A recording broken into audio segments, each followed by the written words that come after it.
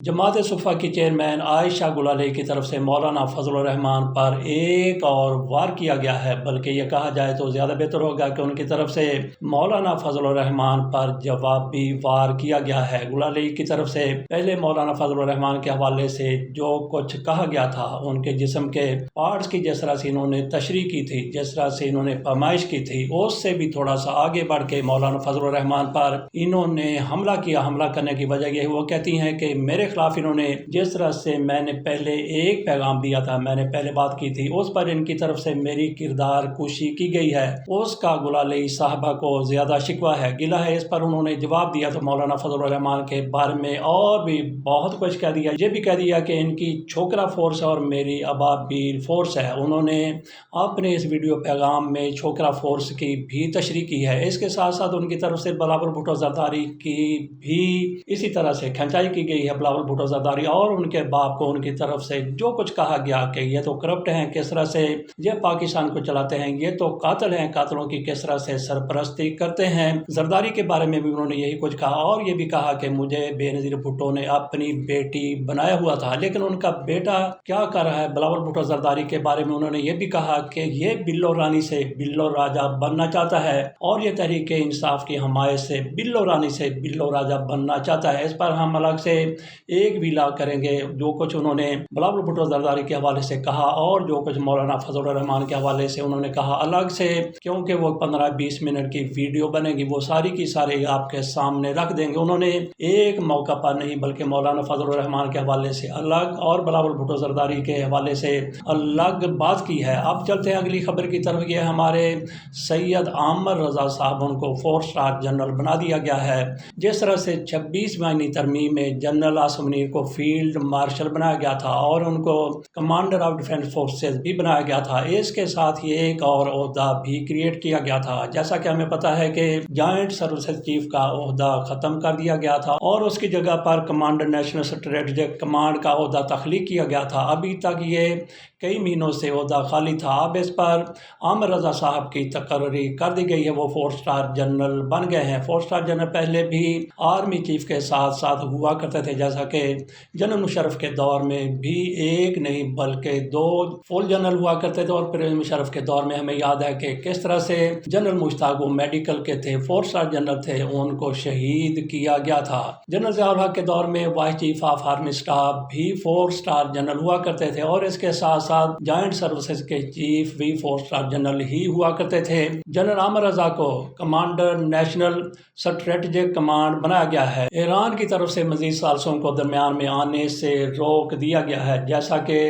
زیدی صاحب جو امریکہ کے دورے پر گئے تھے، ان کی ٹرمپ کے ساتھ ملاقات ہوئی، دیگر حکام کے ساتھ بھی ان کی امریکہ میں ملاقات ہوئی۔ یہ عراق کے نئے بننے والے وزیر اعظم ہیں، وہاں سے سیدھا یہ ایران جا پہنچے اور وہاں پہ ہو سکتا ہے کہ ٹرمپ کا پیغام انہوں نے پہنچایا ہو۔ ویسے ایران کی قیادت کو پہلے ہی پتہ ہے کہ امریکہ ان کے ساتھ کیا کر رہا ہے، ٹرمپ کا کیا پیغام ہو سکتا ہے۔ ٹرمپ کے ویسے پیغام کوئی خفیہ اور چھپے ہوئے نہیں ہیں جو انہوں نے ان تک پہنچانے تھے۔ یہ وہاں پہ گئے، ان کے ساتھ کئی ملاقاتیں ہوئی، حکام کی ملاقات ہوئی، پزشکیان سے بھی یہ زیدی صاحب ملے، عباس اراغچی سے بھی ملے جو ان کے وزیر داخلہ ہیں۔ ان کی طرف سے کہا گیا کہ ہمیں مزید ثالثوں کی ضرورت نہیں ہے، پہلے ہی ثالثی کرانے کے لیے لوگ موجود ہیں، جیسا کہ پاکستان ہے، قطر ہے، اس لیے کسی نئے ثالث کی ضرورت نہیں ہے۔ اس طرح سے یہ زیدی صاحب اپنا سامون لٹکا کے، اپنا سامون لے کے وہاں سے آ گیا۔ یہ بھی اپنے آپ کو ہو سکتا ہے کہ بڑا تیس مار خان اور ترم خان سمجھ کر ہی ایران گئے ہوں، اور ان کو بھی ٹرمپ صاحب کی طرف سے جو کچھ بتایا گیا ہوگا، جو کچھ سکھایا گیا ہوگا اور جو کچھ پیغام دیا گیا ہوگا، اور یہ پیغام ان کی طرف سے ظاہر ہے کہ ایران تک پہنچا دیا گیا، لیکن ایران کی طرف سے ان کی اتنی پذیرائی نہیں کی گئی، حالانکہ ان کو ایران کا اتحادی ہی سمجھا جاتا ہے، کیونکہ عراق کے اندر سے بھی امریکہ پر حملے ہو رہے ہیں، لیکن وہاں پہ ایسی حکومتیں کمزور حکومت ہے۔ عراق میں امریکی آشیرواد والی حکومتیں کمزور ہی ہوا کرتی ہیں، اور آج کی حکومت بھی کافی یوں سمجھ لیجئے کہ کمزور ہے۔ جو ٹرمپ سے ملنے کے لیے وزیر اعظم صاحب امریکہ چلے گئے، وہاں سے سیدھا ایران میں جا کے اترے ہیں، اور ایران کی طرف سے جو جواب دیا گیا وہ آپ کے سامنے رکھ دیا ہے۔ ادھر پاکستان کی طرف سے امریکہ سے $10 ارب کا مطالبہ کیا گیا کہ ہمیں یہ ایسے پیسے ادھار دے دیے جائیں، ہم نے اپنے خزانے میں رکھنے ہیں تاکہ ہم ہمارا خزانہ بھر جائے اور زر مبادلہ کے ذخائر ذرا بہتر ہو جائیں، تو امریکہ کی طرف سے اس پر ابھی جواب نہیں دیا گیا، جبکہ ہماری قیادت یہاں پہ اور یقین ہے کہ امریکہ ہمیں 10 ارب ڈالر دے دے گا، ادھار دے دے گا، اور یہ رفتہ رفتہ بغیر سود کے آنے والا پیسہ لوٹا دیا جائے گا۔ فنڈ کا نام دیا گیا ہے، لیکن فنڈ کا مطلب یہ نہیں ہے کہ پاکستان کو امداد کے طور پر دے دیا جائے۔ پاکستان کا یہ مطالبہ تھا، لیکن اس مطالبے کو ماننے سے پہلے ہی صدر ٹرمپ کی طرف سے امریکہ کی طرف سے پاکستان پر 10% ڈیوٹی عائد کر دی گئی ہے۔ یہ صرف پاکستان پر نہیں بلکہ دیگر ممالک پر بھی عائد کی جانے والی ڈیوٹی ہے۔ یہ دو طرح کی مختلف ممالک پر ڈیوٹی لگائی گئی ہے۔ پاکستان اور دیگر ممالک پر 10% ڈیوٹی لگائی گئی ہے، جبکہ کچھ ممالک پر یہ 12.5% بھی ڈیوٹی لگائی گئی ہے۔ یہ 10% ان ممالک پر ڈیوٹی عائد کی گئی ہے جہاں پہ جبری مشقت کے قوانین پر کسی حد تک عمل ہوتا ہے، اور جن ممالک میں مکمل طور پر عمل نہیں ہوتا ان پر 12.5% ڈیوٹی عائد کی گئی ہے۔ ہم یہ امید کر رہے تھے کہ امریکہ کی طرف سے پاکستان کو 10 ارب ڈالر ادا کر دیے جائیں گے ادھار پر، جس طرح سے پاکستان نے امریکہ کو کہا تھا ٹرمپ کے ساتھ ہماری بڑی دعا سلام ہے، ہماری گہری دوستی ہے، لیکن وہاں سے پیغام آ گیا 10% ڈیوٹی کا۔ ہمارے حکمران کہہ سکتے ہیں کہ صرف پاکستان پر ڈیوٹی عائد نہیں کی گئی، دیگر ممالک بھی ہیں جن میں برطانیہ بھی شامل ہے جو امریکہ کی کٹ پتلی کی حیثیت رکھتا ہے، اس پر اگر یہ ڈیوٹی لگا دی گئی ہے تو پاکستان پر لگا دی گئی ہے تو ایسی بڑی بات نہیں ہے، بھارت پر بھی تو لگائی گئی ہے، اور دیگر کئی ممالک بھی ہیں جن پر ڈیوٹی یہ لگائی گئی ہے۔ اس طرح کا جواز ہمارے حکمرانوں کی طرف سے دیا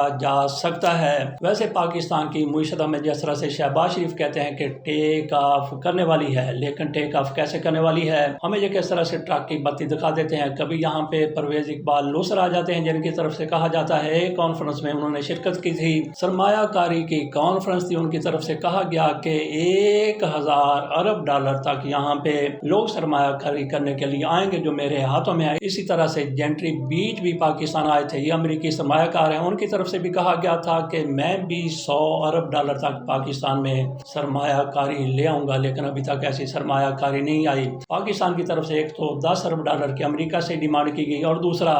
سعودی عرب سے کہا گیا ہے کہ ادھار تیل ہمیں دے دیا جائے 6.7 ارب ڈالر کا، یعنی 6 ارب 70 کروڑ ڈالر کا تیل ہمیں ادھار پر دے دیا جائے۔ اگر یہ تیل ادھار پر آ جاتا ہے، اتنے پیسے پاکستان آ جاتے ہیں تو کیا پاکستانیوں کی تقدیر بدل جائے گی؟ پاکستانیوں کی زندگی آسان ہو جائے گی؟ ممکن نہیں ہے، کیونکہ یہ رجیم یہاں پہ سونے کے پہاڑ بن جائے اور درختوں پر نوٹ لگنا شروع ہو جائیں، ڈالر پہ ڈالر لگنے لگیں، بلکہ 5-5 ہزار کے نوٹ بھی درختوں پر لگنے لگیں، اور یہی حکمران رہیں تو یہ لوٹ کے لے جائیں گے۔ پاکستانیوں کی قسمت نہیں بدلے گی۔ پاکستانیوں کی قسمت بدلنے کے لیے رجیم کو بدلنا ہوگا اور نظام کو بدلنا ہوگا۔ ایک نئی پارٹی بھی معرض وجود میں آ رہی ہے، پارٹی تو ابھی تک معرض وجود میں نہیں آئی لیکن آنے والی ہے، ان کا پمفلٹ ہمارے تک پہنچ گیا ہے۔ یہ انقلابی اقدامات کرنا چاہتے ہیں، پاکستان میں ایک سیاسی پارٹی بنا کے اس معاملے کو جو ہینڈل کریں، جو دیکھ رہے ہیں، ان کا نام ہے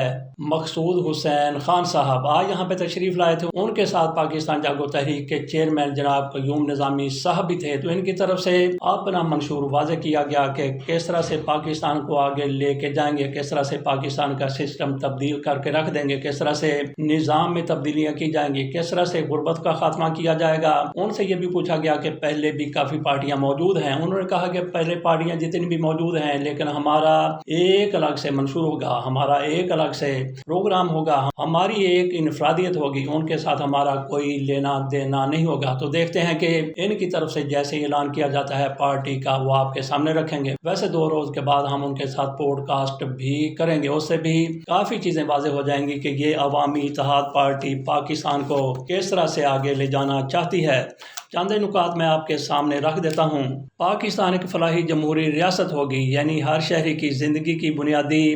ضروریات کو بلا تفریق رنگ، نسل، مذہب، زبان، صنف پورا کرنا، ہر شخص کے بنیادی حقوق کی حفاظت کرنا ریاست کی ذمہ داری ہوگی۔ یکساں تعلیم کے حوالے سے بات کی گئی ہے، یکساں نظام صحت کے حوالے سے بات کی گئی ہے، روزگار کے حوالے سے بات کی گئی ہے، کاروبار کرنے کے عمل کو آسان بنانے کی بات کی گئی ہے، ماحولیاتی آلودگی کا خاتمہ اور جنگلات کی حفاظت کی بھی بات کی گئی ہے۔ اس طرح سے ان کے کافی نکات ہیں، کوئی 25 ان کی طرف سے ایسے نکات گنوائے گئے ہیں، بتائے گئے ہیں، تو یہ سارا کچھ آپ کے سامنے رکھیں گے 2 روز بعد پوسٹ کاسٹ کے دوران۔ اجازت دیجیے، اللہ حافظ۔